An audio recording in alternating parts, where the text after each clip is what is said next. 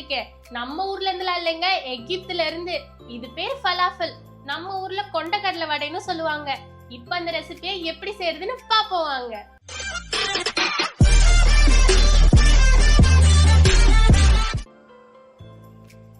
இது செய்யறதுக்கு ஒரு அகலமான பாத்திரத்துல 1 கப் அளவு வெள்ளை கொண்டக்கடலை சேர்த்துட்டு மூழ்கிற அளவுக்கு தண்ணி சேர்த்து ஓவர் நைட் ஊற வச்சுக்கோங்க. ஓவர் நைட் ஊற வைக்கலைன்னா சுடு தண்ணி சேர்த்து 1 மணி நேரம் ஊற வச்சுக்கோங்க. கொண்டக்கடலை நல்லா புசு புசுன்னு ஊறிடுச்சு. இதை நீங்க எடுத்து நசுக்கி பாத்தீங்கன்னா உடைய வரணும். அதான் கரெக்டான பதம்.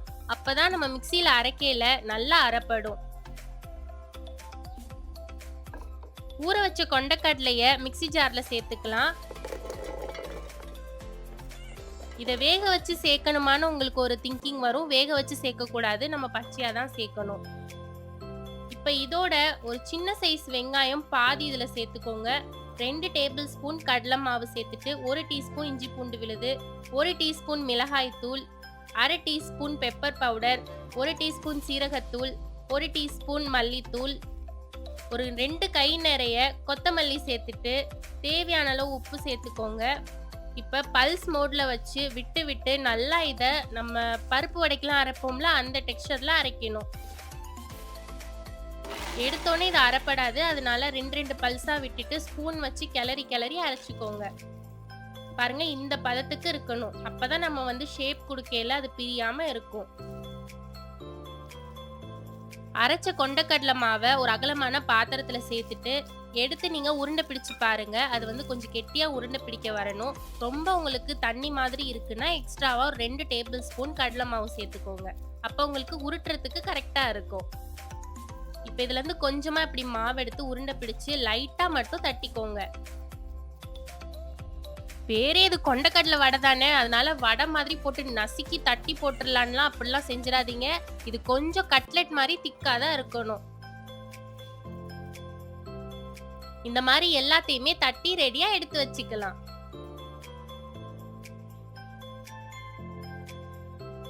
இப்ப எல்லாம் ரெடி ஆயிடுச்சா? இப்ப ஃபைனலா நம்ம இதை எண்ணெயில போட்டு பொரிச்சு எடுத்துட வேண்டியதுதான்.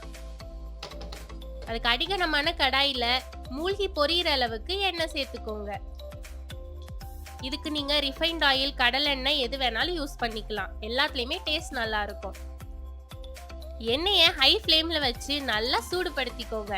நல்லா சூடானதுக்கு அப்புறமா மீடியம் ஃப்ளேம்ல வச்சுட்டு நம்ம தட்டி வச்சிருக்கோம்ல வடை, அது எல்லாத்தையுமே உள்ள சேர்த்துட்டு மீடியம் ஃப்ளேம்ல வச்சு நல்லா கிளறி விட்டு குக் பண்ணிக்கோங்க. நல்லா கோல்டன் பிரவுன் ஆகுற வரைக்கும் இதை நல்லா குக் பண்ணணும்.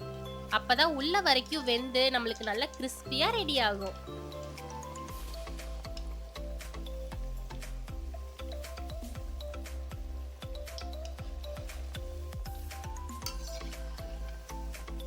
எண்ணெய்க்குள்ள எல்லாரும் ஜாலியா பொரிஞ்சிட்டு விளையாண்டுட்டு இருக்கிற மாதிரி இருக்கு இப்ப பாக்கையில. எண்ணெய் நல்லா காஞ்சதுக்கு அப்புறமா தான் உள்ள சேர்த்திருக்கோம். அதனால இது 2 to 3 மினிட்ஸ்லயே நம்மளுக்கு கோல்டன் பிரவுனா குக் ஆயிரும். எண்ணெயில போட்டுட்டோமேனா அசால்ட்டாலாம் இருந்துடக்கூடாது.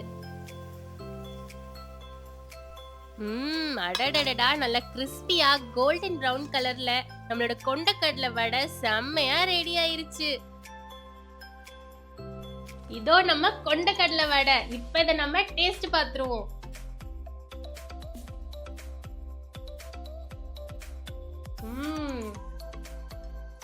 வெளியில நல்லா கிறிஸ்பியா, உள்ள நல்லா சாஃப்டா, சாப்பிடுறதுக்கே ரொம்ப டேஸ்டியா இருக்கு. அது மட்டும் இல்ல, இது நம்ம வெள்ளை கொண்டக்கடலையில செஞ்சிருக்கோம். உடம்புக்குமே ரொம்ப நல்லது. இதே மாதிரி நான் போடுற வீடியோஸ்லாம் ரெகுலரா பார்க்கணும்னா சப்ஸ்கிரைப் பண்ணாம எப்படிங்க? அதனால உடனே போய் சப்ஸ்கிரைப் பண்ணிக்கோங்க. அப்பதான் நான் போடுற வீடியோஸ்லாம் ரெகுலரா நீங்க பார்க்க முடியும். நாளைக்கு இதே மாதிரி இன்னொரு புது ரெசிபியோட உங்க எல்லாரையும் நான் மீட் பண்றேன். பாய்.